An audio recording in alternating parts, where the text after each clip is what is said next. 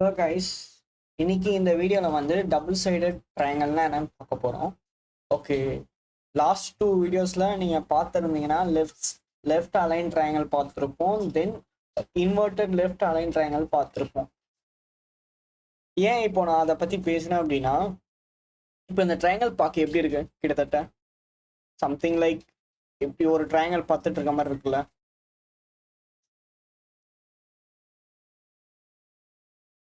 So colour change பண்ணிக்கிறேன் டிஃப்ரென்ஸ்க்காக.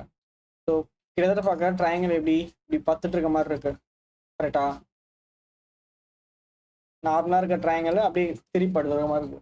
இதுதான் நம்ம கண்ணுக்கு தெரியுது. பட் நம்ம லாஸ்ட் 2 வீடியோவில் சால்வ் பண்ணோம். லெஃப்ட் அலைன்டு ட்ரையாங்கலும் and then inverted or reverse left align ட்ரையாங்கலும் சால்வ் பண்ணோம். அதில் என்ன அதுக்கும் இதுக்கும் என்ன ஒரு கனெக்ஷன் அப்படின்னு பார்த்தீங்கன்னு வச்சுக்கோங்களேன். சரி, இப்போ இது வரையும் எடுக்கோங்க, இது வரையும் தனியாக எடுங்க. என்ன வரும்? n = 5. So 5 rows. I'm sorry, I'll add here.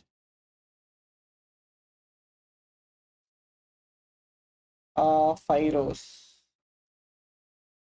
Okay, இது வந்து லெஃப்ட் அலைன் ட்ரையாங்கல். கரெக்டா? இப்போ மிச்சம் என்ன இருக்கு? கீழே இன்னும் 4 rows இருக்கு. மொத்தம் 9 row இருக்கு, 9 rows.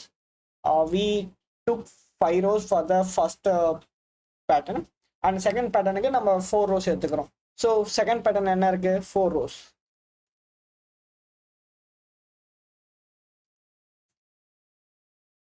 So simple. இந்த கொஷின்ல டபுள் சைடட் ட்ரையாங்கல் என்ன கொடுத்துருக்காங்கன்னா, இந்த லெஃப்ட் அலைனும் இன்வெர்டட் லெஃப்ட் அலைனும் கம்பைன் பண்ணி சேர்த்து எழுதுனா போதும், நம்மளுக்கு டபுள் சைடட் ட்ரையாங்கல் கிடைச்சிரும். ஸோ இப்போ லெஃப்ட் அலைன்டு ட்ரையாங்கல் எப்படி எழுதுவோம்? நம்மளுக்கு அது ஆல்ரெடி தெரியும்ல.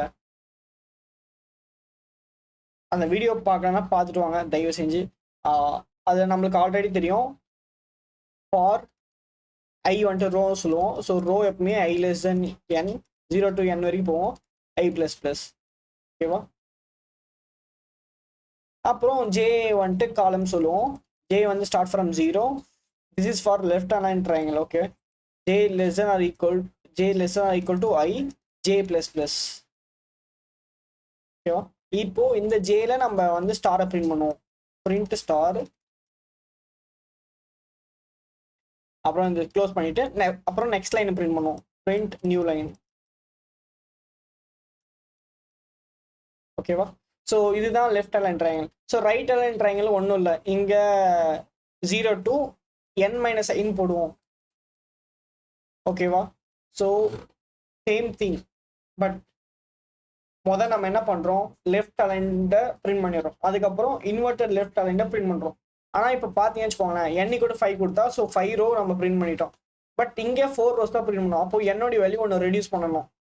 ஓகேவா? என்னோட வேல்யூ ஒன்று ரெடியூஸ் பண்ணிட்டாலே போதும், 2 பேட்டர்னையும் கம்பைன் பண்ணிங்க அப்படின்னா டபுள் சைடட் ட்ரையாங்கலும் உங்களுக்கு கிடைச்சிரும்.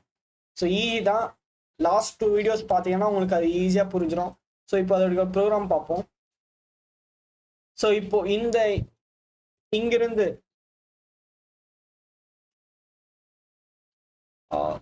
லைன் நம்பர் 24 வரைக்கும் எனக்கு ஃபர்ஸ்ட் ட்ரையாங்கல் பிரிண்ட் ஆகும். இப்போ நான் இதை கமெண்ட் பண்ணிடுறேன் வச்சுக்கோங்களேன். கீழே இருந்து கமெண்ட் பண்ணிட்டேன் அப்படின்னா